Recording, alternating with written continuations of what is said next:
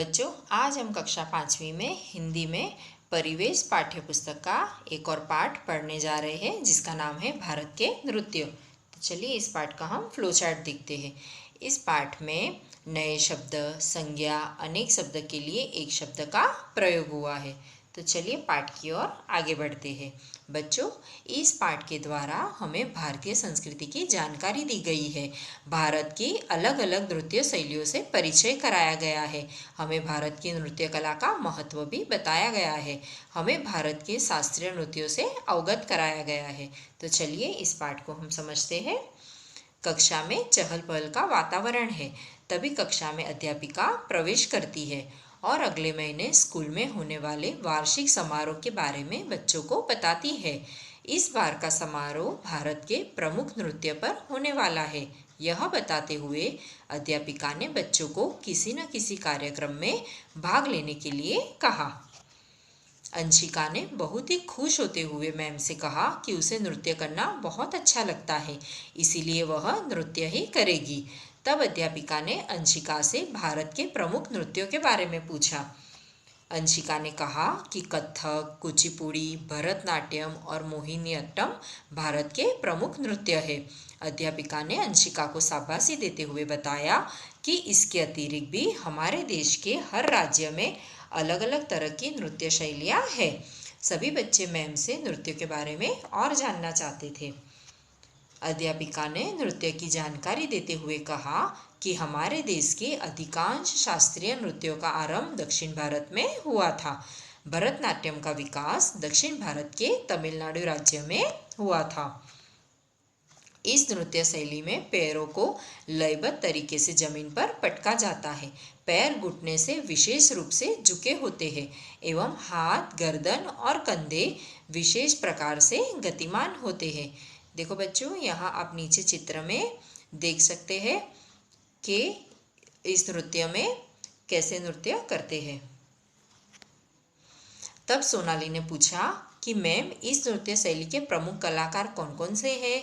अध्यापिका ने बताया कि इस नृत्य शैली के प्रमुख कलाकार रुक्मणी देवी, यामिनी कृष्णमूर्ति, सोनल मानसी और मुरानिली साराभाई आदि है। अंशिका ने कथक नृत्य के बारे में पूछने पर अध्यापिका ने बताया कि कथक का जन्म उत्तर भारत में हुआ। इस नृत्य शैली की प्रमुख विशेषता यह है कि इसमें हाथ की मुद्राओं और पैरों की ताल पर बहुत अधिक ध्यान दिया जाता है।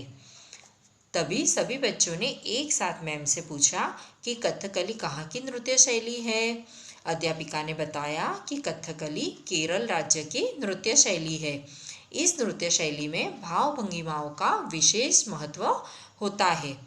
इस नृत्य शैली में नर्तक बोलता एवं गाता नहीं है, बल्कि अपने हाथ के इशारों और चेहरों की भंगिमाओं से यानी चेहरों के भाव से सहारे अपनी भावनाओं को व्यक्त करता है। कथकली में रामायण और महाभारत जैसे महाकाव्यों की कथाओं को प्रदर्शित किया जाता है। इसके बाद अध्यापिका ने बच्चों को वार्षिक सूर्य पूजा के अवसर पर किया जाने वाला छाऊ नृत्य के बारे में भी बताया। यह नृत्य पश्चिम बंगाल, बिहार और उड़ीसा में देखने को मिलता है। इसमें कलाकार अपने मन की भावनाओं और विषय वस्तु को शरीर की गतिविधियों द्वारा व्यक्त करता है। इस नृत्य शैली में भी कलाकार मुखौटे का प्रयोग करते हैं। देखो बच्चों, यहाँ नीचे आपको चित्र में बताया गया है कि छाऊ नृत्य के अवसर पर कलाकार कैसे मुखौटे का प्रयोग करते हैं और किस तरह के कॉस्ट्यूम वगैरह पहनते हैं। अंत में अध्यापिका बच्चों को बताती है कि हमारे भारत की नृत्य शैली अति सुंदर है। इसकी जितनी प्रशंसा की जाए कम है। सब बच्चों ने मैम से कहा कि इसीलिए आज भी हमारे समाज में नृत्य संगीत को बहुत महत्व दिया जाता है।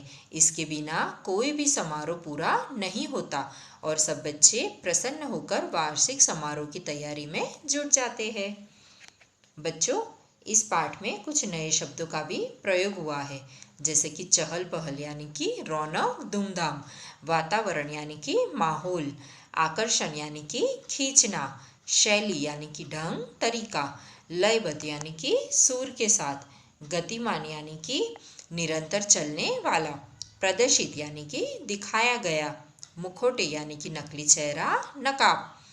परिपूर्ण यानी कि जो हर तरह से पूर्ण हो, सशक्त यानी कि समर्थ। तो ये पाठ बच्चों यहाँ पे समाप्त होता है। ये आपको अच्छे से समझ में आ गया होगा। धन्यवाद।